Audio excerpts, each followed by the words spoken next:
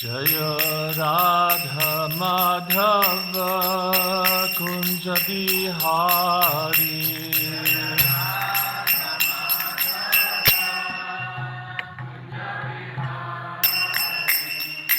Gopi Jana Vallabha Giridhari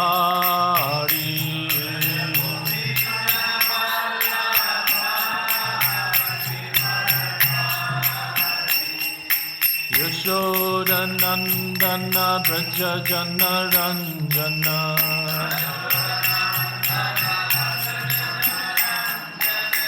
Jamuna Tira Vanachari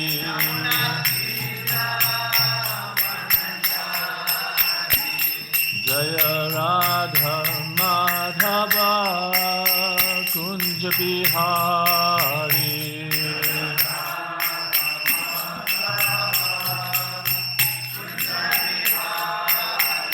Jaya Shri Krishna Caitanya Prabhu Nityananda Shri Advaita Gadadhara Srivasadi Gaura Bhakta Vrinda Jaya Shri Krishna Caitanya Prabhu Nityananda Shri Advaita Gadadhara Srivasadi Hare Krishna Krishna Krishna Hare Hare Hare Rama Rama Rama Hare Hare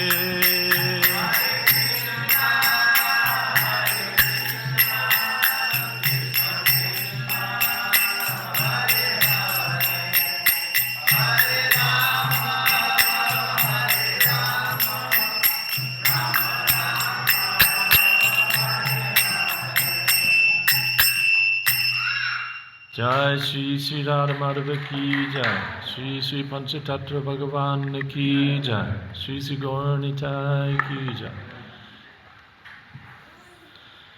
Jaya Jaya Shri Caitanya Jaya Nityananda Jaya Dvaita Chandra Jaya Gaura Bhakta Vrinda Jaya Jaya Shri Caitanya Jaya Nityananda Jaya Dvaita Chandra Jaya Gaura Bhakta Vrinda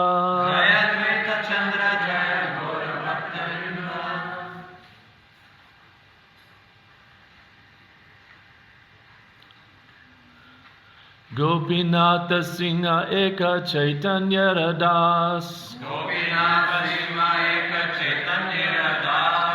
Akrura Bali Prabhu Yanre Kaila Parihas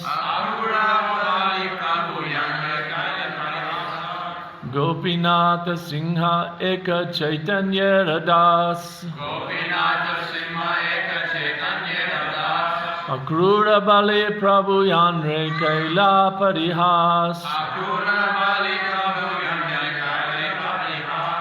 Gopinatha Singha Eka Caitanya Radas Akrura Bali Prabhu Yanre Kaila Parihas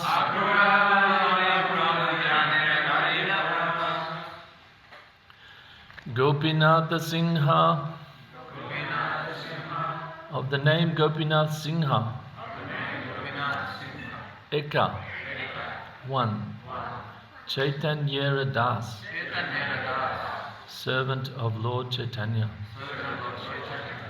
Akrura Bali, famous as Akrura. Prabhu, the Lord. Yanre, whom Kaila did. Parihasa, joking. Gopinatha Singha, the 38th branch of the tree, was a faithful servant of Lord Chaitanya Mahaprabhu. The Lord jokingly addressed him as Akrura. Please repeat. Gopinatha Singha, the 38th branch of the tree, was a faithful servant of Lord Chaitanya. The Lord jokingly addressed him as Akrura.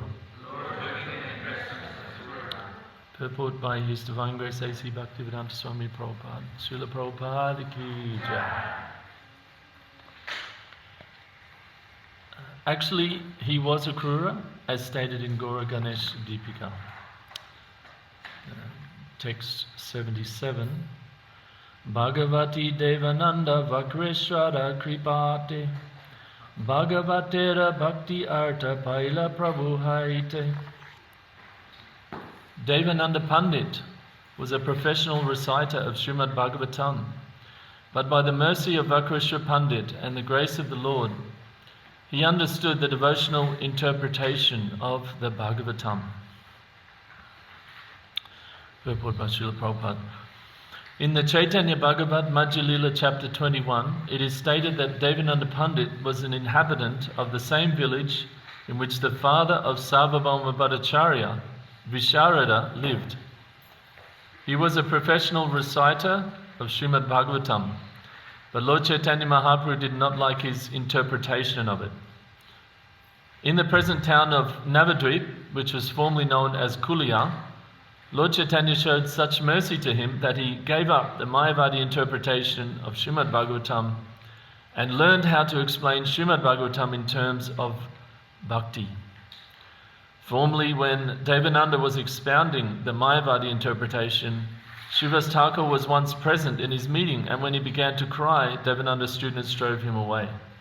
Some days later, Chaitanya Mahaprabhu passed that way, and when he met Devananda, he chastised him severely because of his Mayavadi interpretation of Srimad Bhagavatam.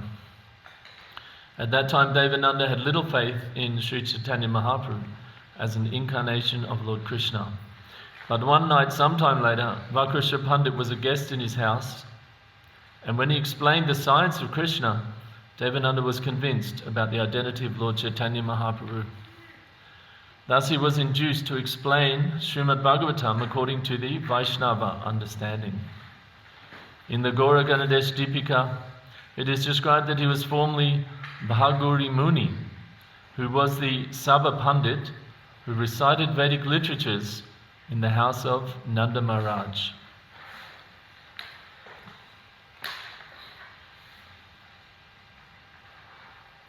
Om Agyanatimirandasya Gananjana Shalakaya Chakshun Militamina Tasmai Shri Gurave Namaha Nama Om Vishnupadaya Krishna Presthaya Bhutale Srimate Bhaktivedanta Swami Niti Namine.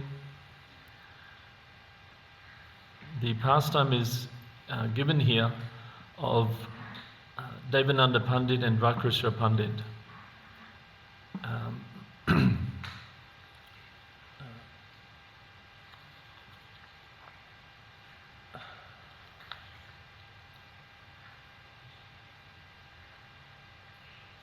So, as Prabhupada has briefly explained here in the purport, when Devananda Pandit was more or less a professional reciter of Srimad Bhagavatam, and still today, you can see in India, there are people that recite Bhagavatam, and they do what's called the Bhagavat Saptah.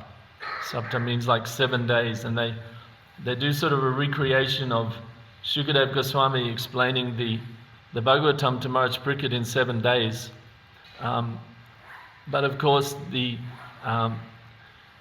it's very different in that they generally focus on the Leela of Krishna, especially the 10th canto, and they don't really go so much into the philosophy. And therefore the people's heart doesn't change so much as when a great Vaishnava such as Srila Prabhupada comes and explains the Bhagavatam. So Devananda Pandit was somewhat in this kind of category of person, that he was a very advanced Brahmana. It said he was through his whole life he was dedicated to be a brahmachari. He didn't marry, so he was very fixed on the spiritual platform, but he didn't have the devotional understanding of the Srimad Bhagavatam. And so one time Devananda Pandit was explaining Bhagavatam to his disciples, to all his students, and Srivas Thakur happened to come there. And Srivas Thakur happened to hear the class of Devananda Pandit, and because Srivas Thakur is a devotee, because he understood the love, the bhakti that is there in Srimad Bhagavatam, although Devananda Pandit himself was explaining from a more or less impersonal view that the ultimate reality is impersonal, that the varieties that we have, the different relationships that are there, they're just a product of temporary maya, temporary interaction of the modes of nature. Although he was explaining from this point of view and sort of giving that these pastimes are sort of like an incarnation of Brahman, this kind of understanding. But even though the explanation was being given from a person in this consciousness, still Srivas Thakur was such an advanced devotee that when he heard the pastimes of Krishna, then he actually became completely unconscious in a spiritual trance. He could understand the import and the deep spiritual love that is being bhakti, that is being explained, that's being described in the Bhagavatam. And so therefore he actually went into a trance and fell unconscious. And when the students of Devananda Pandit saw this, they saw this person lying on the ground, crying, rolling around. They thought, oh, he's causing some disturbance. He's doing something silly. What is this kind of crazy person? And they actually took him and they threw him out of the assembly. And of course, Srivas Thakur was very disturbed, and he went home, and he was obviously very disturbed by that. He was completely absorbed in the pastimes of Krishna, and then because of that, he's thrown out of the class. Just imagine if we're having a class here, and then someone exhibits some divine kind of spiritual anubhavas or symptoms, and then some of the devotees say, oh, this guy's caught in a sin, so I'll throw him out. That would be very disturbing. So Lord Chaitanya came to hear of this, and he chastised Devananda very, very severely, and told him that you don't understand what is the actual purport of the Bhagavatam. And he explained to him that that even the great Vyasadeva, Srila Vyasadeva himself was not fully satisfied, even though he'd written all of the Vedas, all of the Mahabharata, he'd written all of the histories, he'd written all of the different Puranas, so many Vedas, but he wasn't satisfied. And we can read about this in the first canto of the Bhagavatam, that he had to inquire from his spiritual master Narada Muni, that why am I not satisfied? Why am I not feeling this spiritual bliss that the Shastras talk about? And Narada Muni gave him the answer that, and basically sort of took the position of guru and said that, are you happy by putting your mind and your body as objects of self-realization?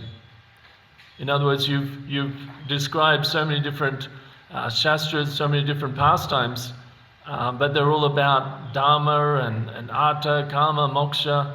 They're all about these material things, but you haven't focused completely on the Supreme Lord, on devotion, bhakti.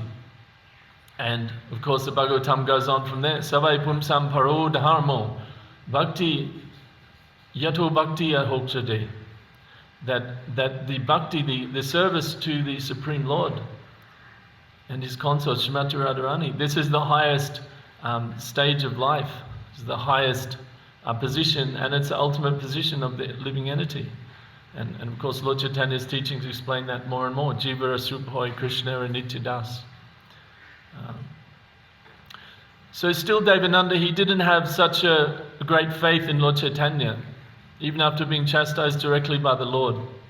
He still thought, maybe, I don't know, but he wasn't cured of his impersonal leanings. But Chaitanya Bhagavat, Antyakanda, chapter 4, text 474 onwards, describes this pastime very nicely. I'll just read this. What happened was that by the arrangement of providence and being bound by Devananda Pandit's affection, Vakrishna Pandit stayed for some time in Devananda's ashram and enjoyed the mellows of ecstatic love. So this great devotee of Lord Chaitanya, Vakrishna Pandit, who was famous as a great dancer in the kirtan, he was affectionate. Devananda Pandit was very affectionate towards Vakrishna Pandit. So Vakrishna Pandit came and stayed in his ashram for some time. And seeing Vakrishna Pandit's effulgent body and his devotional service to Vishnu, which was incomparable within the three worlds, Devananda Pandit became greatly pleased and sincerely served him with affectionate love. As long as Vakrishna Pandit danced, Devananda would guard him with a stick in his hand. He would personally keep people away from Vakrishna, and when Vakrishna was about to fall unconscious, Devananda would catch him in his arms. He would affectionately clean the dust from Vakrishna Pandit's body and smear that dust all over his own body. While Vakrishna Pandit stayed with Devananda Pandit, Devananda observed his glories and thus developed faith in Lord Chaitanya. The fruits of serving Vaishnavas described in the Puranas were directly seen in this incident. The service of Vaishnavas is superior to the service of Krishna. All scriptures headed by the Srimad Bhagavatam confirm this. There may be a doubt whether the servants of the Supreme Personality of Godhead will attain perfection, but there is absolutely no doubt that those who are attached to serving the Lord's devotees will attain perfection. Therefore, service to the Vaishnavas is the best means of deliverance. Everyone can attain Krishna by serving the devotees.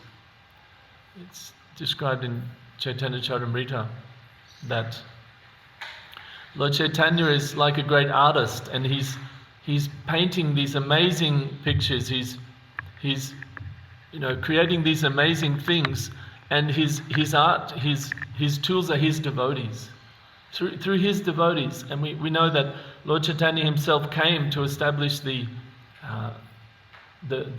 Sankirtan movement, right? Shiradhara Bhavalaya Chaitanya Vata Yuga Dharma Nama Prema Kaila Prachar. He came to establish this Yuga Dharma, and it's also described actually in Mahabharata. It says that Krishna Vanam Trishar Krishnam Sangopang Astra Parshadam Jagay Sankirtana Praya Yajanti Husamedasa.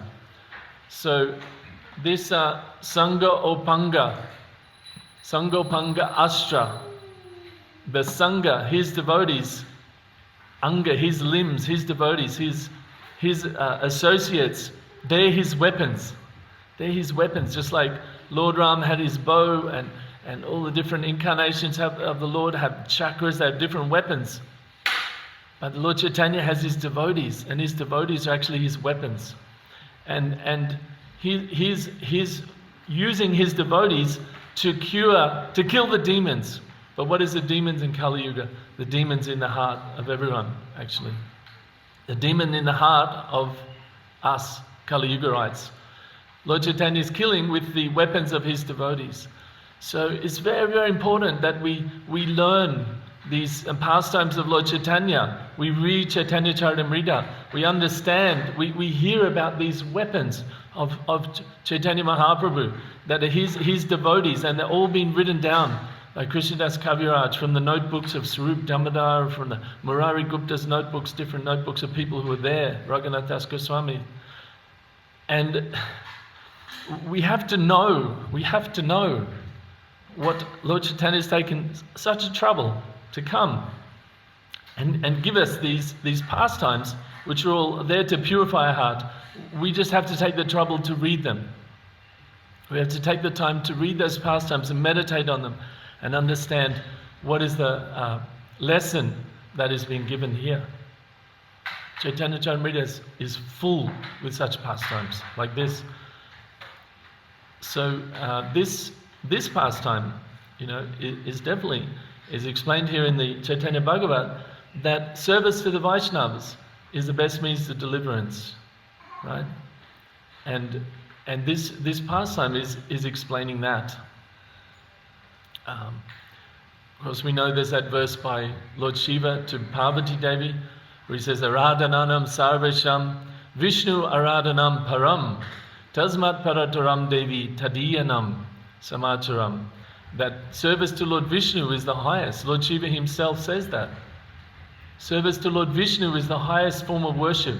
But even higher than that, tadiyanam is worship to... tadiya means what is associated with that. And in other words, the devotees of the Lord. Tadiyanam samacharam. So although Devananda Pandit knew Lord Chaitanya, he'd even been chastised directly by the Lord, still he attained the mercy after serving the Lord's devotees.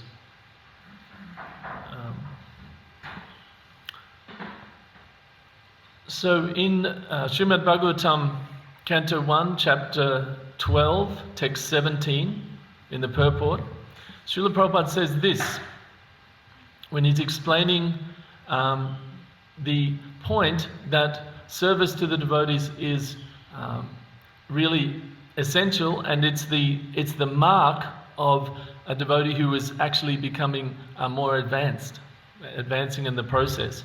And there's three grades of devotees. They're given in the Srimad Bhagavatam 11th canto: the Kanishta Adhikari, Madhyama Adhikari, and Uttama Adhikari. And the difference is described here, and one of the primary differences is that the Kanishta, or the lower grade devotee, doesn't really recognize the other devotees as worthy of their service, worthy of their worship. So we'll hear from Srila Prabhupada, this purport to Srimad Bhagavatam 1:12-17.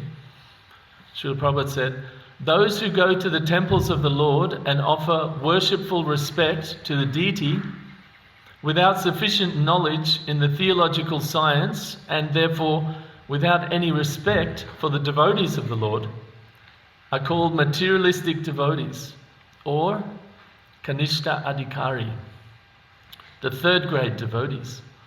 Secondly, the devotees who have developed a mentality of genuine service to the Lord, and who thus make friendships only with similar devotees, show favor to the neophytes, and avoid the atheists, are called the second grade devotees. But those who see everything in the Lord and everything of the Lord, and also see in everything an eternal relation with the Lord, so that there is nothing within their purview of sight except the Lord, are called the Mahabhagavats, or the first grade devotees." Does anybody know the verse from Srimad Bhagavatam that describes this difference? It defines the Madhyama Adhikaris. Anybody know that verse? It's a very, very important verse.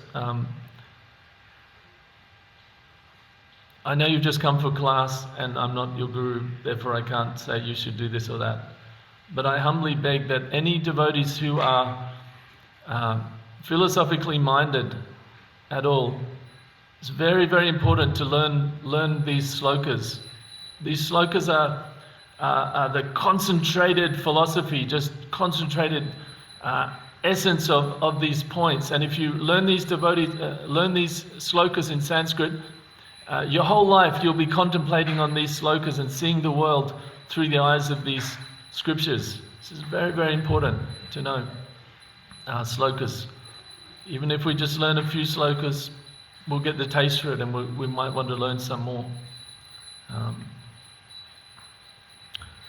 I know when we were young devotees, when I was a young devotee, living in the ashram in Brisbane, and one devotee in the Srinkavacha came, and he had slokas on the cards, like the old-fashioned index cards, written like that.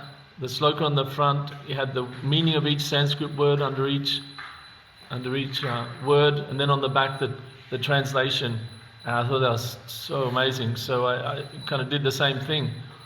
And it's so wonderful if you can go through life wherever life takes you, but you always have the essence, the crux points of the philosophy there in slokas. It's never too late to start. So this is a very nice sloka. Okay, end round about slokas, but I could keep going on, but I'll actually quote some slokas now. So, Ishvare tadadineshu balisheshu dvisatsucha prema maitri kripopeksha ya karoti sa madhyama. So, Ishvare tadadineshu, Ishvare of course means the Lord, Ishvara. Adineshu means his devotees. Balisheshu means innocent people. Dvisha means the envious persons. So these four kinds of people: the Lord himself, his devotees, innocent people, and people who are envious of the Supreme Lord. They're treated in four different ways: prema, maitri, kripa, eksha. Prema, give love to the Lord. Maitri, become friend to the devotees. Prema, maitri, kripa, give mercy to innocent people. Upeksha, and avoid the envious people. This is a symptom of the Madhyamadikari.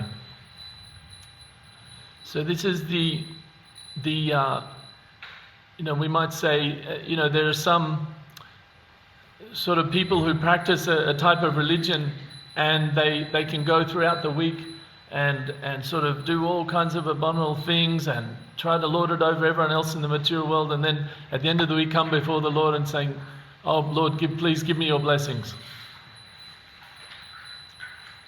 Please give me your blessings. I serve you with all my love." But then the rest of the week,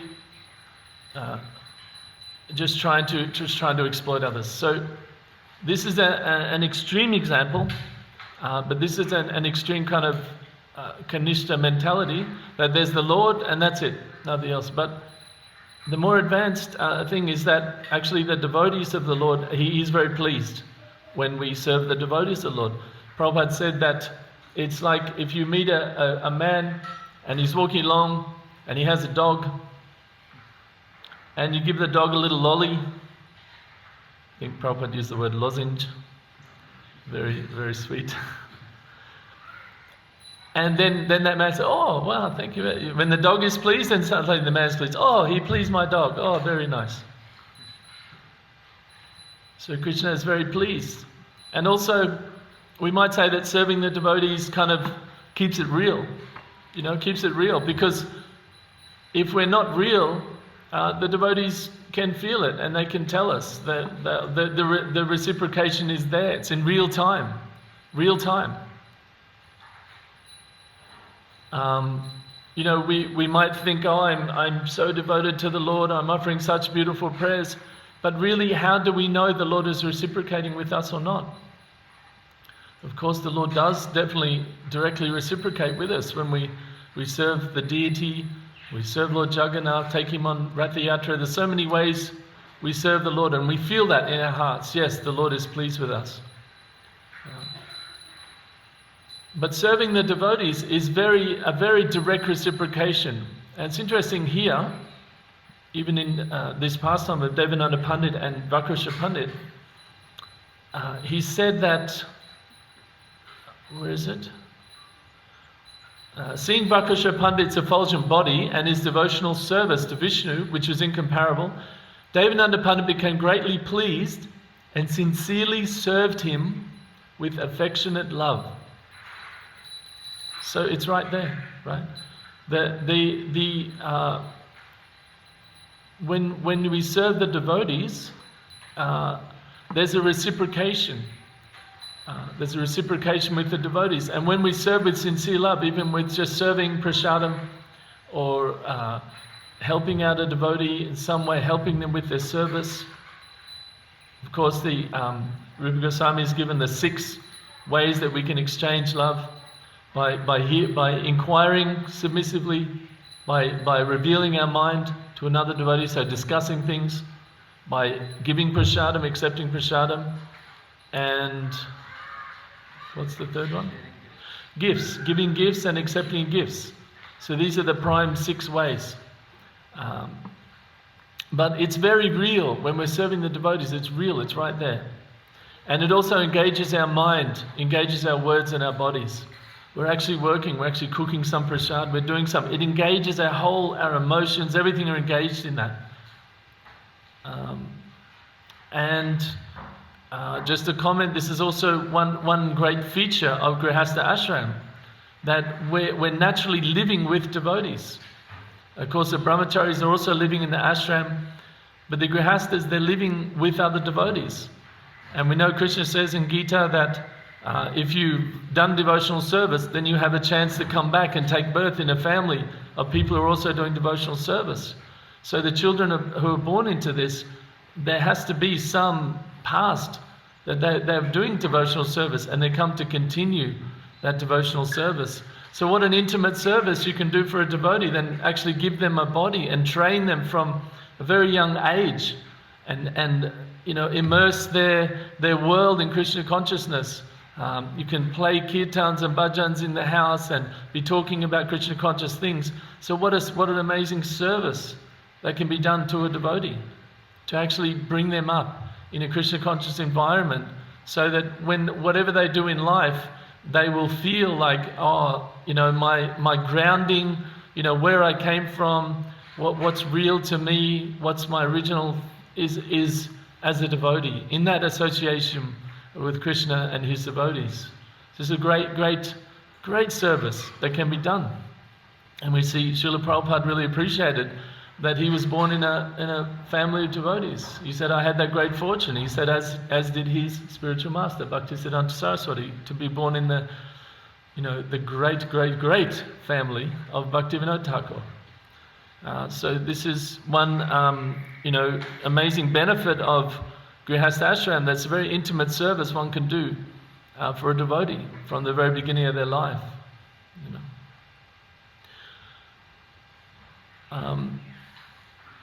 So in this way, the scriptures are telling us different ways that it's very important to serve someone living directly right there, as well as our service to the deity, as well as our direct service to the Lord, chanting the holy name, etc.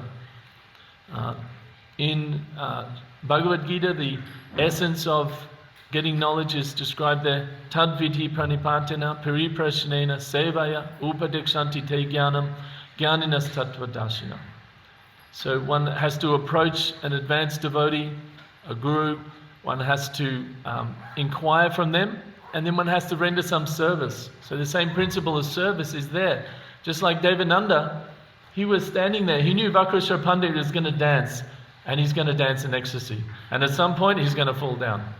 So he stood there with a stick to keep everybody away, and then when Vakreshwar fell down, he caught him. So he was doing service. He was inquiring from him, but he was doing service. I noted actually with some pleasure recently that the GBC has passed a resolution to try to greatly increase the number of initiating spiritual masters in ISKCON. Because the number hasn't changed much in a few decades, but the number of devotees has expanded exponentially. And some of the reasons they gave were that the local, as Srila Prabhupada said, generally the one who gives shiksha, who gives instruction, then he also gives the diksha. So just like when Srila Prabhupada was here, he was giving the instruction, and then he also gave the diksha, the initiation. This is very nice when you think about it in a sense of service, how important serving the guru is. If the guru is someone who lives locally and has 2 or 3 disciples, then there's amazing opportunity to serve that advanced devotee and to be practically guided and practically helped and practically sheltered in a day-to-day practical thing. And this is how when we read the stories, of course there are stories like Advaitacharya had Madhavendra Puri as his spiritual master, and he saw him once or maybe twice, and that was it. He was traveling, but from then he kept the instruction in his heart and went on with his service. So there are many examples like that, of course. Narada Muni coming to Dhruva Maharaj and just giving him that one instruction, and then Dhruva went on with it, ran with it, and attained perfection. But there's also many examples where the guru is living, locally. Of course, the guru Kula means a family, right? Kula means family. So Guru Kula, the guru would generally were the grihastas, and they would have a family, and just like Krishna went to the ashram of Sandipani Muni, so they would was someone that was local, and they could, throughout the life, there could be guidance given. So I'm very happy to hear that, and that's obviously I know that I remember many years ago Ajita Prabhu was talking about this same thing many years ago. So it's really wonderful to see that as ISKCON broadens. It started with Prabhupada, and then a few gurus representing him, and then more, and then as the generations go, it's just expanding and becoming very, very solid and very broad. And it's a very natural, very, very natural system, and it's intimately connected with this idea that you have to serve the devotees. And of course, Devananda Pandit was serving the devotees, but he got the great result because he was serving a great devotee too. So we should serve the devotees, and we should also try to find the more advanced devotees, the really advanced devotees. People that we feel they've been practicing for so long, they're fixed up, they have knowledge. They're the ones we can get a great benefit from, serving those type of devotees. That's also important. So I think I've said most of the points that I had brought, and if there's any question or comment, we can take those.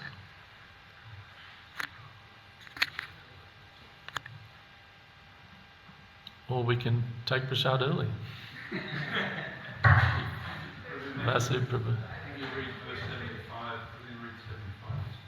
Oh, you didn't? Oh.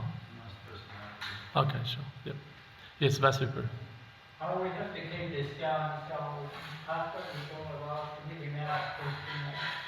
So, what I'm really curious about is that when Srivas came to Bhagavatam class, Devananda Pandit didn't see the potency of Srivas. He was one of the Panchatattva, and yet he seemingly ignored him while he was crying, and he was ejected because actually it was his discourse of the Srimad Bhagavatam which was upsetting him. But then later on, with Krishna Pandit, he just saw the sweetness of the devotee. So I was just wondering why he didn't actually see any symptoms in Srivas couple there. Maybe I'd like to make a comment on that. To say that I'm not qualified to speak on the on the motivations of a great devotee like Devananda Pandit, who was apparently this Pandit that was chanting mantras in the courtyard of Nanda Maharaj. But certainly, obviously, I'm not qualified to directly answer that question of why he didn't. But some points there, it's interesting that on the line of this whole point about service was that he didn't do any service to Srivas Thakur at that time. He was also giving the class, he was like the guru, he's acting as the guru, giving the whole sort of thing. And in his assembly, his disciples took him out. So Srivas Thakur, he'd gone into ecstatic trance. He was in ecstasy just hearing the Bhagavatam. But Devananda Pandit didn't realize that at the time. But it said here that being bound by Devananda Pandit's affection, Vakrusha Pandit stayed for some time in his house. So it's really interesting that bhakti is such a personal thing, And I was just thinking that before, like, you can't turn bhakti into ones and zeros. You know, anything material, like you can take a snapshot of that and you can do a high definition JPEG, you know, with a zillion pixels, and every single pixel you can say, what's that color? RGB. You can give a formula. That's that. You know, everything in the material world is like that. But spiritual life is not like that. It's not black and white. It's not this or that. And out of affection, that's it. And Chaitanya Bhagavat says that whole pastime with, you know, Vakrishra Pandit staying at Devananda's house, it all begins with that statement, that out of affection, he liked him. He was inspired by him. He thought, wow, this devotee's amazing. This person's amazing. He really liked Vakrishra. So he said, oh, come to my ashram. I'd like to spend time with you. You know, so that's the thing, isn't it? Somehow or another it's inspired. But that affection, or that just sort of like distant appreciation and wanting to know more, that then turned into real devotion for the Lord when he spent time with him, and gradually, and he was hearing, just like Narad Muni says that he, you know, heard from those sages, the Bhaktivedantas, right, for the 3 months of the 3 months of the rainy season, and by hearing them, by taking their prasadam, by associating with them, then, you know, he got that. But yeah, it's an amazing thing that people who have that impersonal view, they can see bhakti right in front of them, they can just go. It can just like, just go straight past them. They don't perceive it, you know, because they're thinking, oh, there's some emotion coming, there's some affection I have. Oh, but that's just Maya. Anyway, what? But to a devotee, he feels affection to a devotee. He thinks, wow, this is what I'm meant to feel. I'm actually meant to feel attachment and affection for devotees, doing devotional things. You know, devotees doing devotee things. I'm meant to feel that. That's why, you know, we hear about these great devotees. We hear about how they think and how they act. And then if we stay in that association and we chant and we hear the kirtan, we hear the philosophy and hear the pastimes, then gradually something starts to, you know, as you know, Prabhu, you've been here so long, something actually within us starts to come up and actually appreciate genuinely devotees doing devotional activities. And that's why it's so important to hear the scriptures, to read Chaitanya Caritamrita and read Bhagavatam, because we hear about what's the goal, and then we can guide our, you know, activities. Like Bhakti Vedanta is the perfect word, and we see this, what, you know, Prabhupada and the Acharyas always say about sort of Sahajiyism is that you're getting emotion, you're feeling some appreciation for the devotees, but you're also getting emotion about material things. You're also feeling appreciation for, you know, gross or subtle material, you know, name, fame, and so many other things. And if you don't have the Shastra that's telling you that's a spiritual emotion, you know, appreciating a devotee's service, glorifying a devotee, that's a spiritual emotion. You know, liking being the center of things yourself, and liking the feeling that happens when this happens, that's not a spiritual emotion, that's a material emotion. The Shastras tell us that. So we're feeling emotions, and then we with our intelligence, Krishna says this in Bhagavad Gita, you have to control the mind with deliberate spiritual intelligence. So if you're not hearing the Shastra, how are you going to control the mind with spiritual intelligence?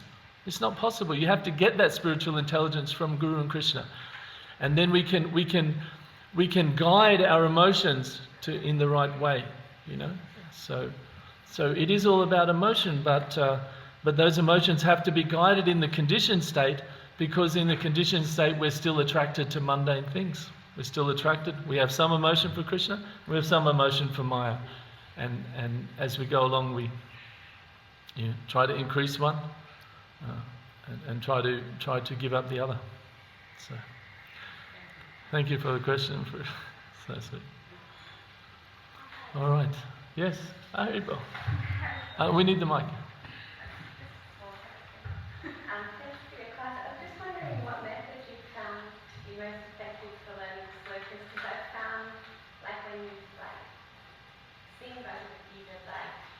like just the meter, but then when you're actually like using the class quoting to someone, it's really hard to bring up the verse. So I was wondering what you used mostly. What do you mean it's hard to bring up the verse? You mean to quote it in the class, like to have it there when you think of a philosophical point? Is that what you mean? No. With flow, like bring it into conversation. Like in the past I've learned slokas, but kind of in a way we learn like sing them in class. But then I found that, and when I've tried it the other way, it's hard for it to. To just the other way means? Like just speaking it. Yeah, and I was wondering if you actually have like a method that. Yeah. So one thing I've learned from listening to Srila Prabhupada give lectures is that sometimes he actually changes the words of the sloka. And it made me think for some time, and then there's one example where he often quotes this verse, Nitya Siddha Krishna Prema Sadhika Binoy. It's a verse from Caritamrita. And Prabhupada often quotes it, Nitya Siddha Krishna Bhakti Sadhika Binoy. Now Prema and Bhakti, it's the same thing, right? So what I learned from that is that Srila Prabhupada is not just quoting a sloka like a parrot, you know. So he is actually speaking. He's actually speaking that. And when he's speaking the Sanskrit, Nitya Siddha Krishna Bhakti Sadhika Binoy, he's speaking it. So the more we can be speaking that sloka, the more it just becomes part of everything. Like there's certain Sanskrit words that are normally we use, right? I mean, Krishna is a Sanskrit word. When we're just talking normally, or we say bhakti, or we say, whatever, karma, it's a Sanskrit word. But we're able to use it in conversation, right? We're able to use it in conversation because we know what the word and we're comfortable with the meaning of it. So this is something I really learned from Sri Kavachapur. I just have to pay my obeisances 1,000 times to him for that. And when I was a very new devotee, he came and he showed those index cards. He had the Sanskrit sloka written out, and under each Sanskrit word, in red, he had the meaning written. So that changed my whole thing. Vitaraga bhaya krodha, giving up, attachment. Vitaraga bhaya anger, bhaya fear, and krodha anger. I suddenly started speaking the slokas. Manmaya mamupasita, come to me, become part of me. It's a whole other end. Janma karma chame divyam. You know the meaning, like I'm thinking, janma, birth, karma, activities, also me, my, divyam, transcendental. I'm thinking, I've never learned Sanskrit. I mean, Vinodpuri actually has learned Sanskrit itself, right? So you must be even it's another level to actually learn the language. But when it comes to slokas, just like you're comfortable saying the word karma and Krishna and things like that, because you know what the meaning is, when you learn the meaning of each word, it's just awesome. It's really awesome. Yeah, because and the other thing that happens when you learn the meaning of each Sanskrit word is you start to get other sort of meanings on it. Like Prabhupada will say something like Vedescha Savera Aham Vedyo. And in the translation it said, by all the Vedas to be known, I am to be known. Right? That's the English translation. But you'll hear Prabhupada use that as anything that lets you know Krishna, that the Vedas is anything that sorry, I'm getting a bit lost here, but Vedescha Savera Aham Vedyo. That the whole point of all the Vedas, he says by all the Vedas to be known, but the whole point of the Vedas is to know Krishna. So a slightly different nuance on it. But that happens when you learn each word. And the other thing is, like, how satisfying is it to just parrot a sloka? I mean, who finds that interesting? I'm learning Greek, and Greek says I can do this, but I don't know what it means. I just say the words. Like, it's not I don't know. I find it very inspiring. It'd be like learning a new language, but not knowing what the words mean. So? It's hard. It's also hard to bring it up and say. Yeah, it's hard, and it's. And then it's kind of like, why would you bother? Like, why bring it up if I don't know what it means? I'm saying that's that. So, I mean, we're all different, but to me that's really You know, you can do the old school. You get cards. You can do it. I used to do it with the kids at school. A few years back, we'd print it on a big page, the slokas, and have a gap in between, and the kids would come in and write in red the meaning of each Sanskrit word. You know, so then, yeah, it's really awesome. Okay.